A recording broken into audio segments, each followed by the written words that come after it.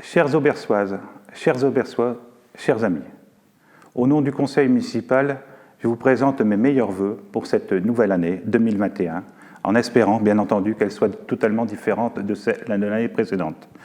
Santé, joie, bonheur et réussite auprès de vos proches et de votre famille. Je voudrais présenter également mes vœux au sein du conseil municipal. C'était été un plaisir de travailler cette année avec mes 18 colistiers. Alors une particularité, bon, vous savez, on a dû procéder à des vœux en vidéo cette année, contrairement aux années précédentes lorsque les vœux étaient réalisés dans la salle Mathieu Michon. 2020 a été marqué par deux événements majeurs. Bien entendu, je citerai en premier lieu notre crise sanitaire avec la Covid-19 et toutes ses conséquences. Je voudrais remercier donc l'ensemble des élus qui ont été mobilisés durant cette période de confinement. Le CCAS est également présent avec les contacts des personnes âgées. Les bénévoles, Bernadette Delebarre, Marie-Odile Costenoble pour la confection donc, de nombreux masques, Franck Delettré pour les plexiglas qu'il a installés gracieusement également à l'ensemble des commerces de la commune, alors que lui-même était touché. Le groupe Solidarité Aubert Corona, le personnel municipal, donc notamment pour les interventions aux écoles et leur présence même durant le confinement. Voilà, et donc on n'a pas eu de réunion municipale puisqu'on ne pouvait pas se réunir. Par contre, on avait des contacts permanents entre élus, donc soit par téléphone ou par mail. Donc, vous savez, durant la période du 15 mars au 11 juin, si je ne dis pas de bêtises, nombreux commerces et artisans ont dû arrêter leur activité. J'ai pris l'initiative avec les élus qui étaient tout à fait d'accord avec moi de les aider les entreprises qui ont été les plus fortement touchées. À hauteur, donc on a signé une convention avec la région et la commune a apporté financièrement une aide à ces commerces qui ont subi de plein fouet la crise sanitaire. J'ai une pensée particulière également aux personnes qui ont été touchées par le virus ou qui ont perdu un être cher dans leur famille. Vous savez aussi, 2020, on avait prévu beaucoup de manifestations. Je pourrais citer, il y avait la fête des écoles, il y avait la fête du 14 juillet, il y avait la braderie, il y avait un cinéma de plein air, et j'en passe, on a dû tout annuler. Alors je félicite et je remercie les élus qui se sont mobilisés pour préparer ces manifestations. Malheureusement, ils n'ont pas pu aller au bout de leur réalisation. Toujours, je reviens sur le soutien au commerce, aux artisans. Je remercie également la MEL, l'initiative du président Damien Costelin, donc soutenu par le groupe Métropole Passion Commune, qui a mis en place donc, un fonds de rebond pour soutenir dès le premier confinement, qui s'est poursuivi donc, lors du second confinement auprès de nos artisans et commerçants à l'intérieur de notre métropole. Le deuxième temps fort de l'année, bien entendu, vous connaissez, c'est arrivé pratiquement en même temps que le confinement, puisqu'on a vu l'intervention du président de la République le 12 mars et le 15 mars avaient lieu les élections municipales donc, sur notre territoire.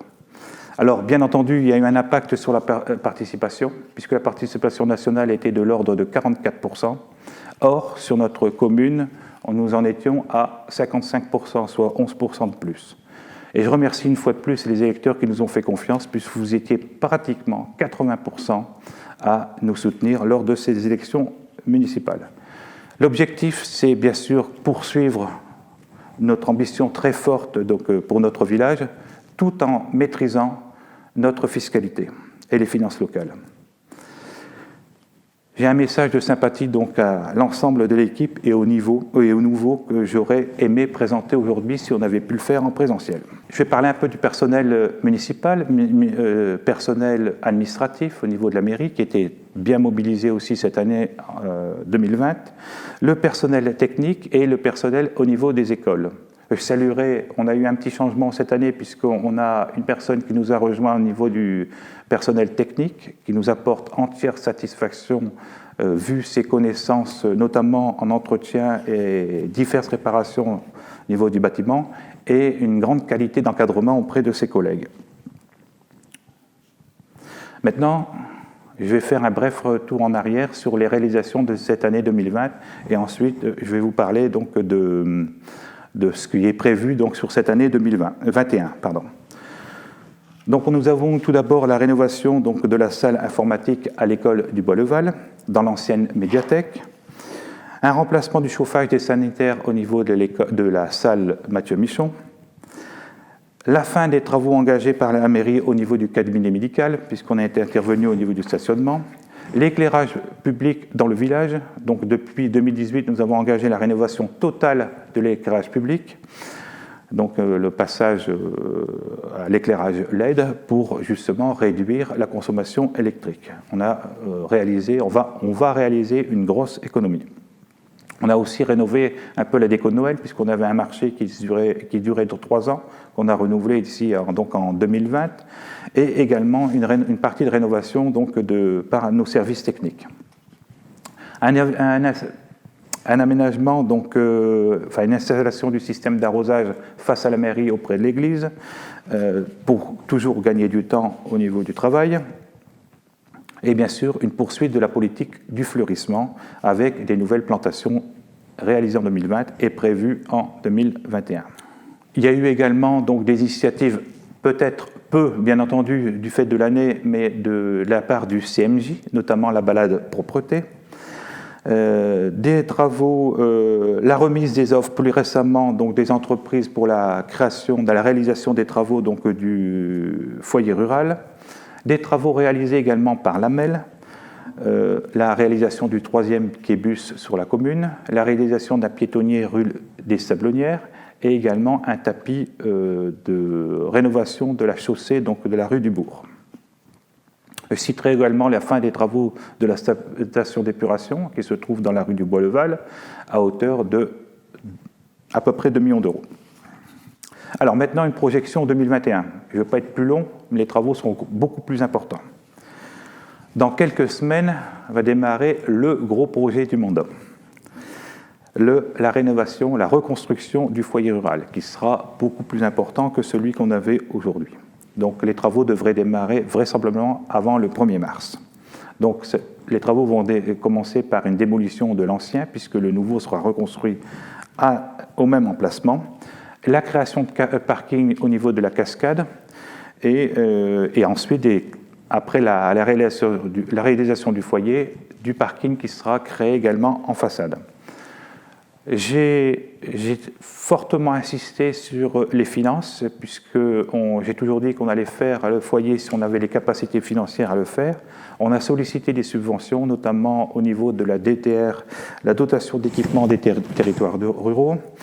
On a sollicité donc le département au niveau de l'aide départementale de villages et bourgs.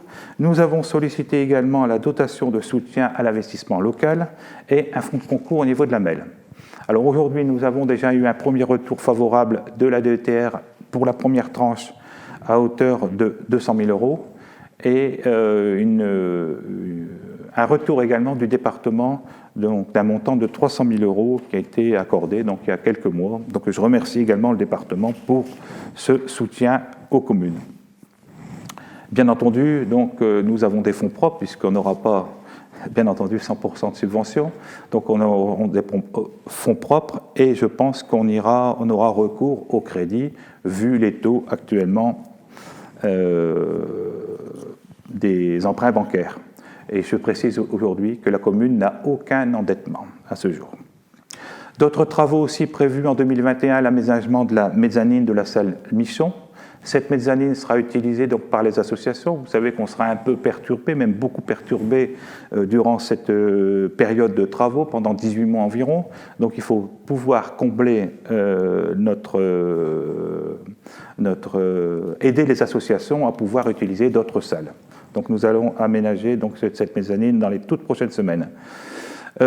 Également aussi, suite à une subvention accordée au département ici en fin d'année, nous allons rénover donc le stade Jules de Dour, c'est-à-dire donc un drainage complet, puisqu'on était toujours embêté l'hiver avec les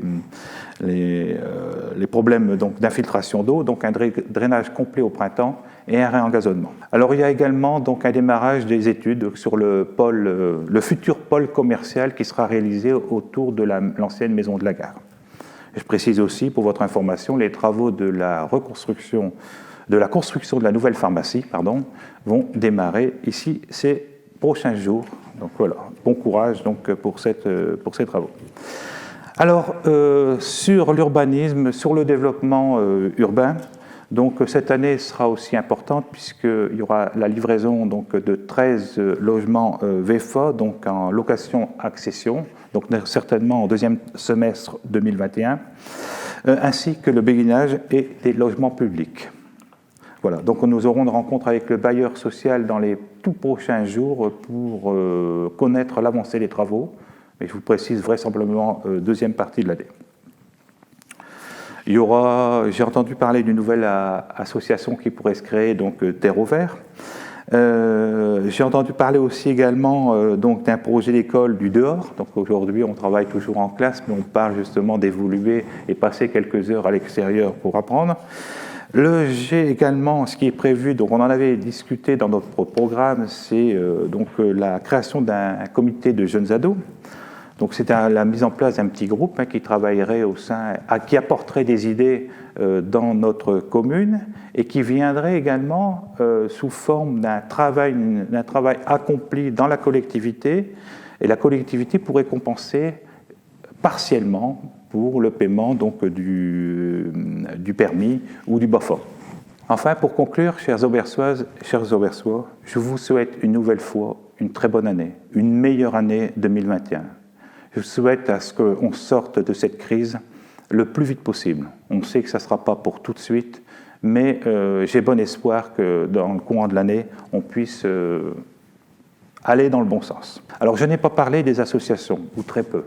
Bien entendu, nous sommes à leur côté. Je comprends les soucis qu'ils ont eus durant l'année 2020. Pratiquement toutes les associations n'ont pas pu travailler comme ils voulaient. Certaines n'ont d'ailleurs pas pu se réunir. Je vous remercie et bonne année encore à vous tous.